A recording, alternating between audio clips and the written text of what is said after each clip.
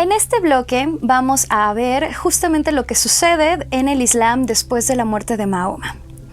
Y bueno, yo sé que van a decir, esta mujer ya se cambió y se puso un vestido mexicano. De confesarles que no, que también traigo un traje típico de Argelia, de hecho, que sí, tiene bordados muy bonitos, como pueden ver aquí, bueno, acá. También trae su velo como buen traje musulmán, que bueno, a petición del público me lo voy a poner porque yo sé que van a decir que se lo ponga, Y pues esto va más o menos así, justamente para que se pueda ver el bordado de este lado. Así que como ven, no hay mucha ciencia en cuanto a ponerse un velo, aunque en el último bloque vamos a ver esa cuestión de los velos y les voy a enseñar mi colección de velos y va a ser muy divertido. Bueno, tal vez para mí y ustedes se van a poder reír de su profesora poniéndose velos y cosas raras en la cabeza. Pero bueno, regresando al tema de la mujer en el Islam. Fátima al-Zahra es la hija del profeta Mahoma, de su primera esposa, de Jadilla, como ya les había dicho, y es la cuarta hija después de Zeynep, Ruqayyah y Kulthum. Contrajo matrimonio con Ali ibn Abi Talib, el cuarto de los califas, de los califas musulmanes, o a veces se les conoce como califas ortodoxos, y el primer imán de los musulmanes chiitas. Es yerno y primo hermano de Mahoma, y Fátima tiene 3 hijos varones con él: Hassan, Hussein y Musim. Y 2 hijas, Zeynep y Kulthum. Como verán, en el Islam y también en el mundo árabe es muy común que pues todo mundo tenga el mismo nombre, o que los nombres se hereden de tíos a sobrinos. Por ejemplo, yo tengo una prima a la que quiero muchísimo que tiene el mismo nombre que yo, justamente porque su tía vivió con nosotros en México y decidió que le iba a poner mi nombre. Así es que es muy común que entre las familias, no es común como digamos el Juanito I, Juanito II, Juanito III, sino más bien, no se hereda de padres a hijos, sino más bien es como que obtengas el nombre del abuelo o de la tía o de la prima. Eso es lo que es común. Como vimos, Fátima le puso los nombres de sus hermanas a sus hijas. Murió pocos meses después de la muerte de Mahoma y fue enterrada en el cementerio de Janaf al-Baqi. Falleció como consecuencia de una lesión causada por Umar mientras ella defendía a su esposo Ali de los ataques de Abu Bakr. Fátima recibe muchos títulos por parte de los musulmanes que demuestran su admiración por sus características físicas y morales. El título más utilizado es Al-Zahra, que significa la que brilla. También se le da el título de Al-Batul, la casta y pura, ya que se pasó gran parte de su tiempo dedicándose a la oración, recitando el Corán y a otros actos de culto.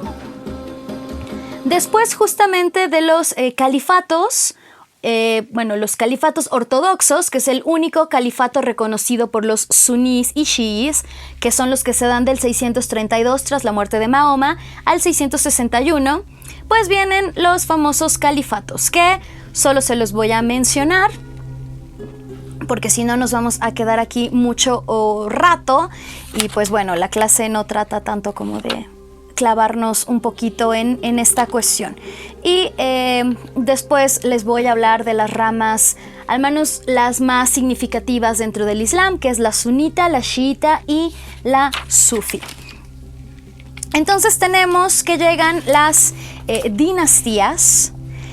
Del 661 al 750 se dan la Omeya en Damasco. Del 750 al 1258 es la Abbasí, que primero tiene su capital en Kufa, después Bagdad y después el Cairo. Del 609 al 1117 es la Fatimíe, que van de Kairouan a El Cairo. Como pueden ver, muchas de estas dinastías se contraponen la una a la otra.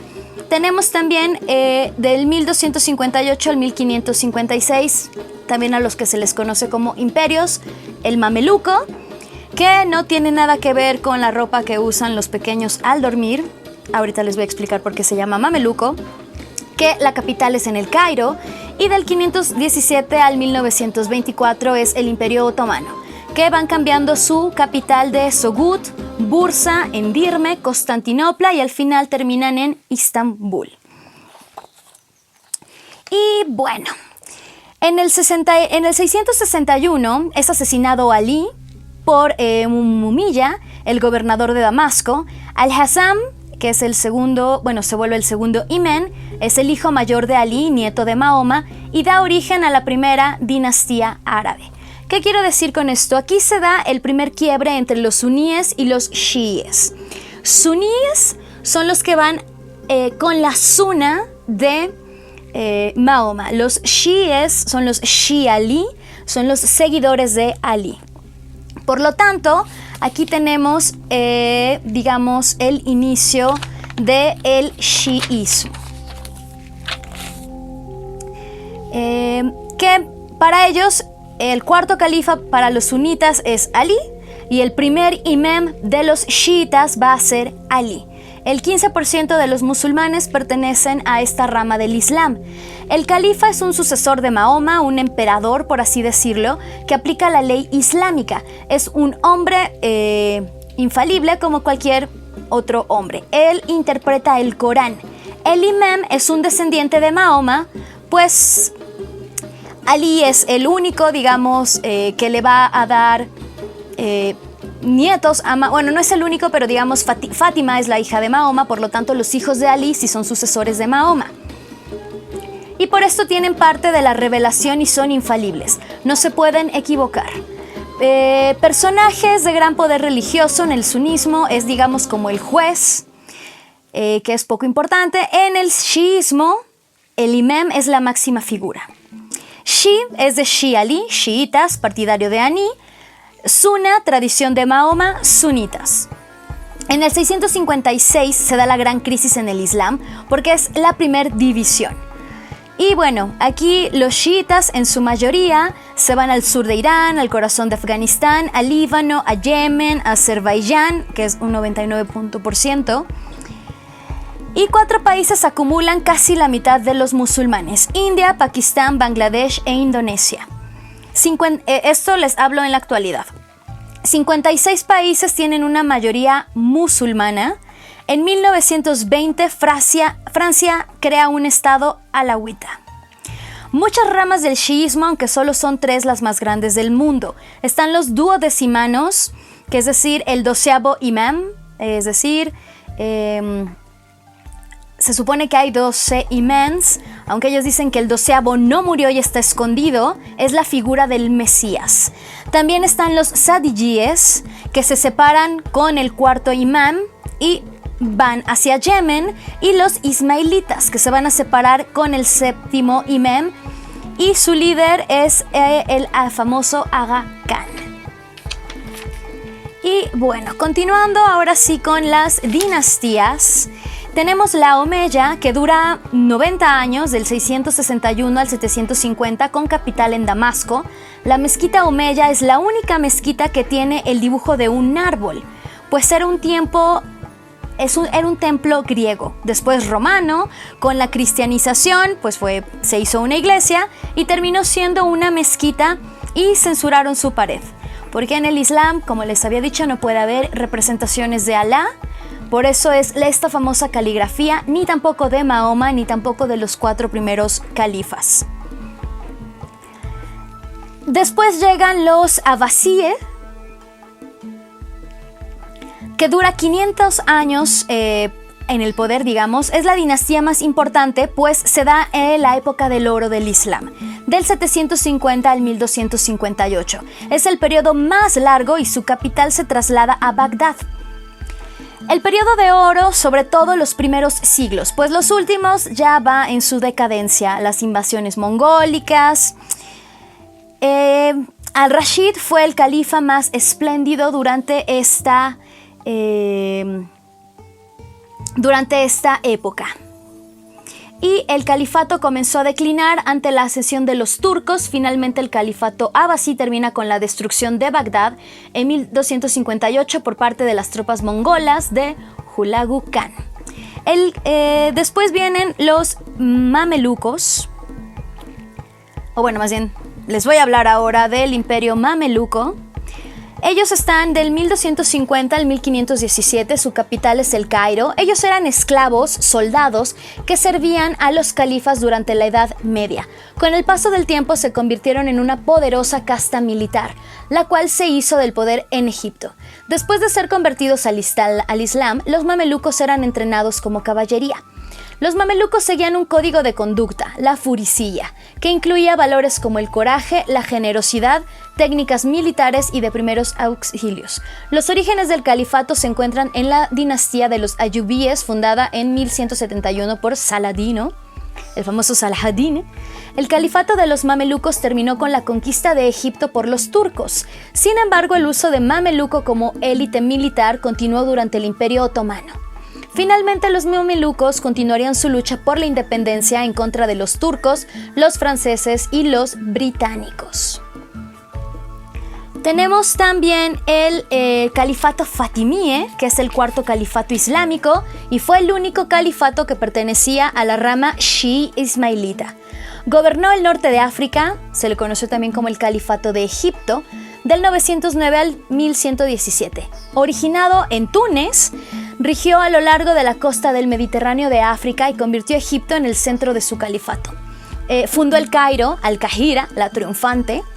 Inicialmente establecida en Túnez, pues esta dinastía tuvo su apogeo en el siglo X. Tuvo gran parte del Magreb, Sudán, Sicilia, el levante mediterráneo y la religión del Hiyaz.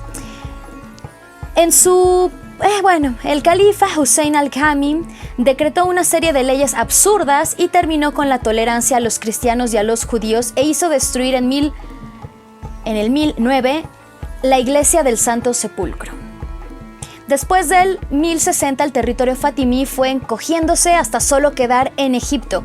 Con la enfermedad y muerte del último califa fatimí en 1171, Saladin, fundador de la dinastía ayubíe, sumó Egipto al califato abasí y Egipto volvió a la rama sunita del Islam.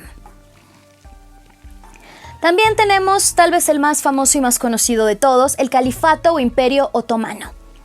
El Imperio Turco Otomano. En su máximo esplendor se da entre los siglos XVI y XVII.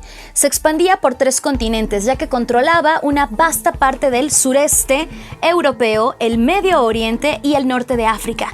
Limitaba al oeste con Marruecos, al este con el Mar Caspio y al sur con Sudán, Eritrea, Somalia y Arabia. El Imperio Otomano poseía 29 provincias, Moldavia, Transilvania, Valaquia, la actual Rumania, y Crimea eran estados vasallos.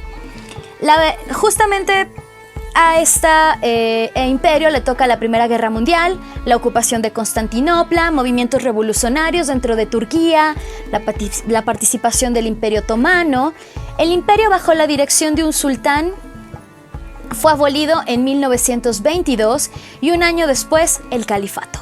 El 23 de octubre de 1923 se crea la República de Turquía y con esto muere el Imperio Otomano, que van a poder ver un mapa de cómo fue el Imperio Otomano y cómo se redujo hasta quedar en Turquía, para que puedan darse una idea de todo lo que les estoy hablando.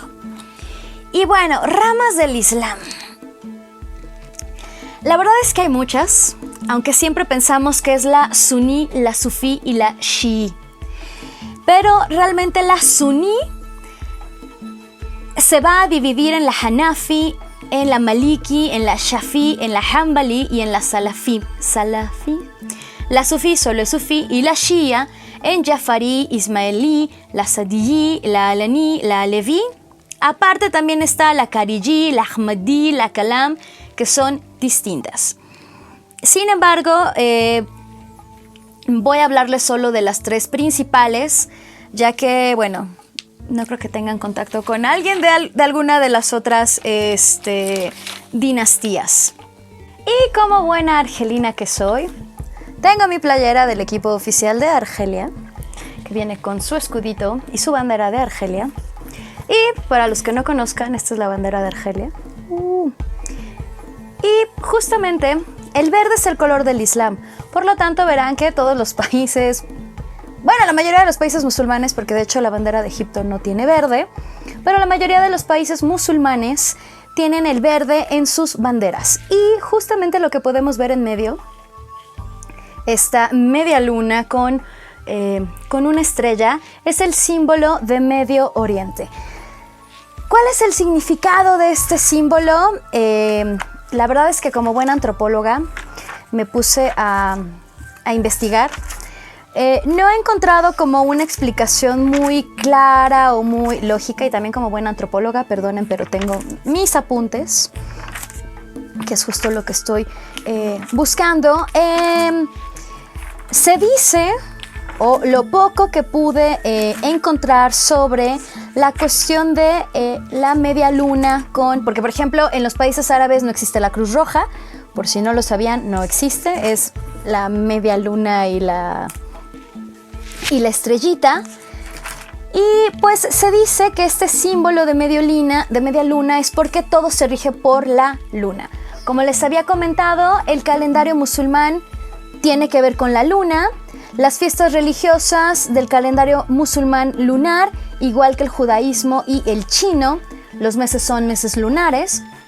El calendario solar nace en Egipto, pasa a Grecia y de ahí a Roma y al mundo occidental por los ciclos agrícolas, por las crecidas del Nilo, que dependían del periodo solar que el lunar. Siempre había inundaciones en verano.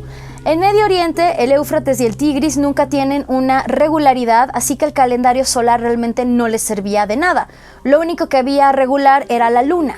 En el desierto sobrevives por la luna, te guías por la luna. El sol es infernal, de verdad. Ir al desierto de día o a mediodía es terrible, te quemas, así, no se los recomiendo. Si alguna vez planean hacer un viaje a algún desierto, siempre es de noche y es por medio de la luna o de las estrellas. Por eso es que la luna y una estrella es el símbolo del Medio Oriente. Y pues si quieren aprender un poco de árabe, en árabe luna es masculino, Qamar es masculino, así como aquí es la luna y sería como el luna es Qamar, y sol, que es Shams, es femenino. La astronomía, ciencia muy estudiada por los musulmanes. Para saber dónde estaba el musulmán siempre había que hacer la oración y saber dónde está la Meca. Así es que para ellos todo se va a orientar hacia la Meca. Irán tiene una mezquita solo para mujeres, para todos los que se preguntaban de, ¡ay, sí, no, las mezquitas! No, también hay mezquitas solo para mujeres. Y bueno, esto era la importancia de la media luna y la estrella y del color verde en el Islam. Y bueno, después de hablarle de la importancia del color verde y del símbolo del Islam, regreso con los sunitas y los chiitas. Existen dos ramas básicas de interpretación dentro del Islam. Estas son las dos escuelas teológicas, la Sunna y la Shia. Desde la percepción de la escuela suní, la comunidad musulmana, es decir, la Umma, está guiada por Dios. Su regente, valga la redundancia, rige a través del derecho divino, ya que este ha sido aprobado y ordenado por Dios. Y su historia revela el trabajo hecho a voluntad de Dios para la humanidad. Para la segunda escuela, es decir, la chiita, todos los soberanos del Islam, desde la abdicación de Hassán, es decir, en el 661 después de la era común, han sido usurpadores y el mundo musulmán está viviendo en pecado, ya que la historia ha tomado un giro erróneo. Para los chiitas, el califa debía de ser un descendiente directo del profeta, es decir, un hijo de Ali y Fátima. Después de varios enfrentamientos entre sunitas y chiitas, estos últimos fueron obligados a hacer una serie de compromisos y vivir en paz bajo los regentes a quienes teóricamente consideraban usurpadores y tiranos. Los sunitas, por su parte, fueron obligados a comprometerse en sus definiciones de lo que constituía un poder legítimo y justo, aceptando a regentes y tiranos que varias veces llegaron al poder y se mantuvieron en este por medio de las armas. Aceptarlos significaba reconocer su legitimidad en términos de la Sharia, y esto significaba a su vez que la obediencia hacia ellos era una obligación religiosa y lo contrario un pecado y un crimen. De acuerdo con un proverbio árabe, la tiranía es mejor que la anarquía. Y bueno, ahora van a poder ver aquí una mapa sobre la población sunita y chiita en el mundo musulmán. Como pueden ver, realmente la población chiita, que es la que está en color verde más oscuro, está como súper enfocada en lo que es el Medio Oriente, mientras que la población sunita se extiende por gran parte de Euroasia, gran parte de lo que es África del Norte, todo lo que es Medio Oriente, bueno, casi todo Medio Oriente, y parte del sudeste asiático, como podemos ver en Indonesia. Y bueno, ¿qué onda con el chiismo? El chiismo es un musulmán que cree que Ali ibn Talib fue el sucesor y califa inmediato del profeta Mahoma. Es llamado Shia, forma abreviada de Shi u Ali, que significa partidario de Ali, término que ha sido castellanizado como chiita con C, aunque muchas veces realmente se escribe con S. Shia, que significa literalmente partidarios o seguidores, se refieren a aquellos que consideran que la sucesión del profeta es un derecho especial de la familia de este, y aquellos que en el campo de las ciencias o cultura islámica sigan la escuela de la casa del profeta.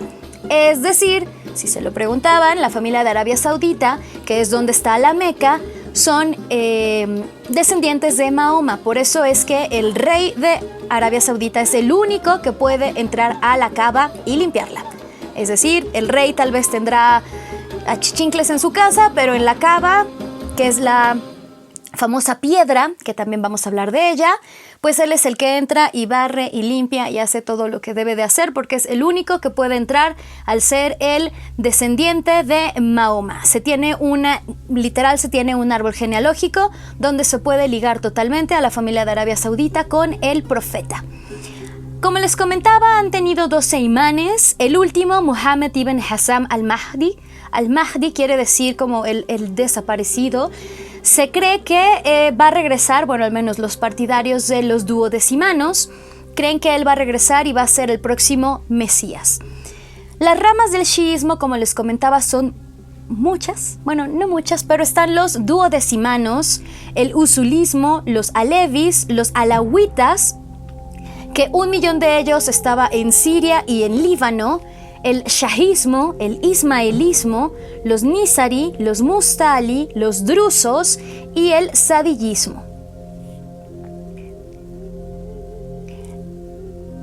Y bueno, ya les había hablado un poco de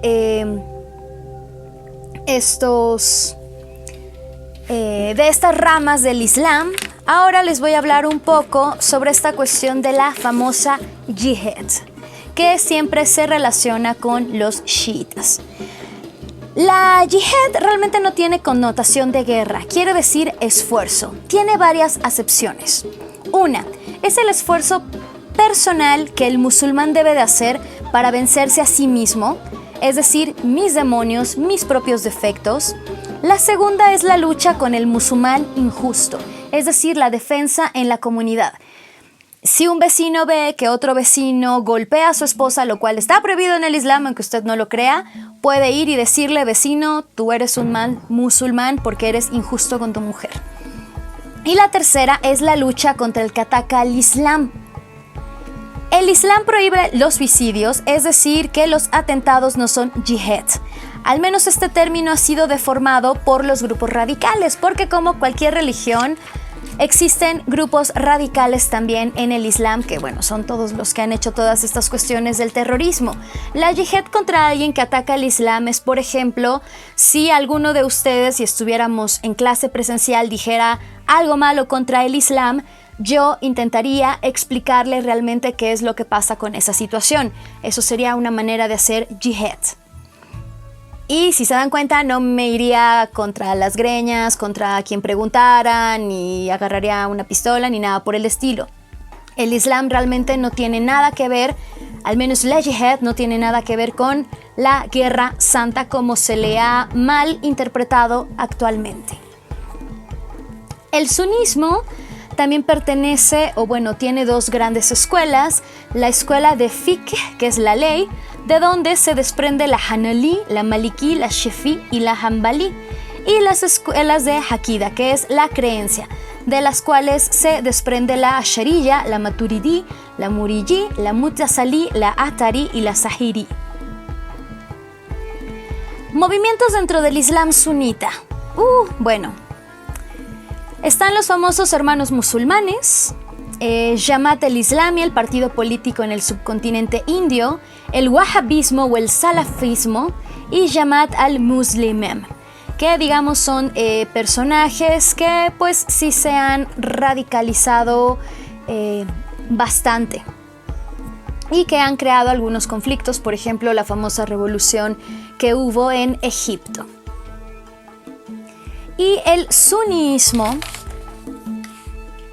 recibe su nombre debido a la importancia que le dan a la Sunna, que es la colección de dichos y hechos atribuidos a Mahoma y transmitidos de forma oral. Las corrientes teológicas existe el libre albedrío, al-iftiyya, y el determinismo, al-Qarabiyya. El mutasilismo, su fundador es Wasil ibn Ata, y son defensores de la unidad de Dios y de la justicia de Ali. Entre sus principios niegan a Dios sus atributos, creen en el libre albedrío, el musulmán es pecador entre el fiel e infiel, en la eternidad de la recompensa y el castigo, en la revelación entre la ley revelada contra la ley racional y en la voluntad divina. También se cree en el paraíso islámico, donde el alma y cuerpo van allá. De hecho, esto es muy cómico. Bueno, no muy cómico, pero los musulmanes no pueden beber alcohol. Algunos dicen que son fermentados, pero en teoría es cualquier tipo de alcohol. Sin embargo, en el paraíso hay ríos de miel, leche y vino.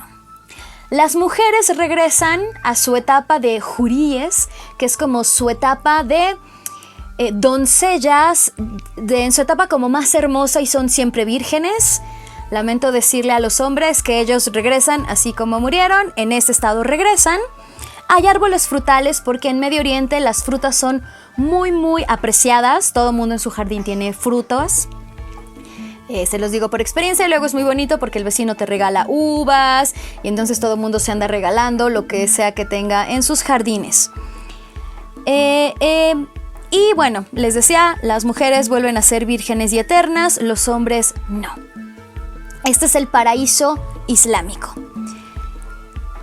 Los fundamentos, el deber del imam es la justicia, derecho de rebelarse contra él a mano armada, eso no se puede hacer.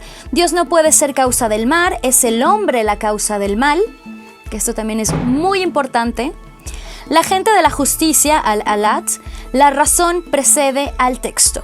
Dios no privilegia a sus criaturas, todos son iguales. Niegan la intersección del día del juicio final, es decir, que todos los musulmanes van a ser juzgados. Y también creen en la justicia de Dios como atributo fundamental. También está el asharismo, que es, digamos, la islámica, la sharia, el Corán es eterno. El hombre no es responsable de sus actos, todos los actos son predeterminados por Dios. El fundador es Ali al-Shazari en el siglo X. Es partidario de la razón y la teología congestual para defender la fe, aunque no al extremo de la escuela teológica mutasilí en cuanto a su racionalismo. Hay que atenerse al Corán, los hadith y las tradiciones transmitidas por los compañeros de Mahoma, y tiene 3 fuentes: el Corán, la Sunna y la jurisprudencia, es decir, cómo se interpreta el Corán. Y aparte de estos 2 tipos de interpretaciones, por eso es la diferencia entre cada país, que era lo que les comentaba, porque hay países más radicales que otros, existen las escuelas jurídicas. Está la Hanafi, donde su fundador es Abu Hanifa el-Fuqah, que es la más antigua y también la más flexible. La más liberal recoge las ideas del mutasilismo, se postula a favor de normas jurídicas, conforme a los principios de justicia, y las considera susceptibles de evolución y adaptación a diversas circunstancias. La mujer maneja un caballo en la época de Mahoma, por lo tanto la mujer puede manejar un automóvil en la actualidad, por lo tanto sabemos que Arabia Saudita no viene de una escuela Hanafi. Predomina en el Medio Oriente, una mujer puede fumar y dirigir una oración. En Pakistán una mujer gobernó 3 veces, Ben Asir.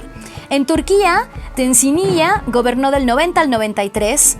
En Bangladesh, Shia estuvo hasta el 2003. En Indonesia, Sukarnoputri fue electa primer ministra. Es decir, en el mundo musulmán hemos tenido más mujeres al gobierno que en los países de América Latina o de Europa. Y curioso que se diga que en el Islam la mujer es sometida. La segunda escuela jurídica es la Maliki, donde su fundador es Malik ibn Anas en Medina. Explora la jurisprudencia oral tomada de la práctica del profeta y sus 3 primeros sucesores, es decir, Abu Bakr, Omar y Uthman, es decir, Ali, bien gracias. Se niega a tomar en cuenta la suna de Ali. Es lo opuesto a los chiitas, obviamente, predominan en el África del Norte, el Magreb y Andalucía. El Magreb es Egipto, Marruecos, Argelia y Túnez. Y predomina en esta parte, introduce el istisleh sobre el istisen, es decir, el interés público y el de la comunidad. Concibe la teología y el derecho íntimamente entrelazados en la Hanafi, están separados, y toma en cuenta el interés personal. También está la escuela Shafi, donde su fundador es Mohammed ibn Idris al-Shafi, que es el verdadero fundador de la ciencia y el derecho, discípulo de Malik, es decir, de la tradición que acabamos de ver, de la escuela maliki. Establece un equilibrio entre la tradición y el razonamiento, insiste por igual en la importancia del Corán y de la Sunna, introduce la permisión del derecho según la cual la existencia manifiesta un estado de derecho en un momento dado, permite presumir que este estado dura mientras no se demuestre lo contrario. Rige en Egipto, en África Oriental y en el sudeste asiático. Y por último está la Hanbali. Su fundador, Ahmed ibn Hanbal, limita todo y se atiende a lo que está dicho en el Corán. Es la corriente más conservadora. Se presenta contra los mutasilitas. Es el hadith más preciso. Eliminó donde había duda, el contenido son dichos reales de Mahoma. Sufre una renovación en el siglo XIII con Ibn Taymiyya, que reafirma la importancia de la reflexión. Hay una segunda renovación con Muhammad ibn Abd al-Wahhab, que muere en 1792, y entonces se crea lo que es el wahhabismo, que es justamente la monarquía de Arabia Saudita, por si se lo preguntaban. Es la corriente más ortodoxa del Islam. Su más fiel sirviente es Ibn Saud, que es el rey de Arabia Saudita, y para el 1902 se retoma con Ibn Nasid ibn Saud, o sea, el hijo de Ibn Saud, y viene en 1932 a crear Arabia Saudita, que es wahhabista. Su movimiento se da en un desierto. Por estas diferencias es que cada país musulmán tiene distintas formas de llevar la ley. Y por último tenemos el sufismo, que es la corriente mística que rescata al Mahoma de la Meca, pues en Medina fue totalmente antimístico porque lo que necesitaban eran guerreros. Suf significa de lana, que es la vestimenta de la que están pues hechos, digamos, los ermitaños. Rompe con la visión tradicional del Islam. Tienen la dirka, que es la repetición constante de Dios. Allahu Akbar, Allahu Akbar, Allahu Akbar, Allahu Akbar. Que digamos es una especie de mantra. Ellos creen en los santos, Sidi. El Islam oficial no acepta. Y justamente el sufismo son los derviches, que van a poder ver en un pequeño video que es justamente cuando están dando vueltas, donde van recitando partes del Corán. Y esta es, en México, por ejemplo, hay más sufis que sunitas o chiitas, porque en México también existen musulmanes, que eso lo veremos en el siguiente bloque. Y por último, también existe sobre todo el sufismo en lo que es África del Norte. Y esta manera de los mantras se hace ya sea dando vueltas o usando lo que se conoce como tasbih o mezhaba, que es esta especie de cuentiario. Bueno, este es de 45. También hay una de 99, donde lo que van haciendo es ir repitiendo Allahu Akbar, Allahu Akbar, Allahu Akbar, Allahu Akbar. Esto se hace, por ejemplo, cuando se quieren romper con vicios como fumar. Entonces, cuando tienes ganas de fumar, empiezas Allahu Akbar, Allahu Akbar, Allahu Akbar, Allahu Akbar. O cuando uno está estresado, o una manera de tener siempre, digamos, la remembranza de Dios en tu vida. Se llama tasbih o sebha o mashaba. Y existe esta de 45 y también existe la de 99, haciendo alusión a los 99 nombres de Dios. Este si me lo preguntan, esta es de Egipto. Y también es muy común que así como en México, pues tengan sus daditos en los carros, pues en Medio Oriente y en los países musulmanes, en el retrovisor la gente trae una sebha o un tasbih y, o también cuestiones que se van a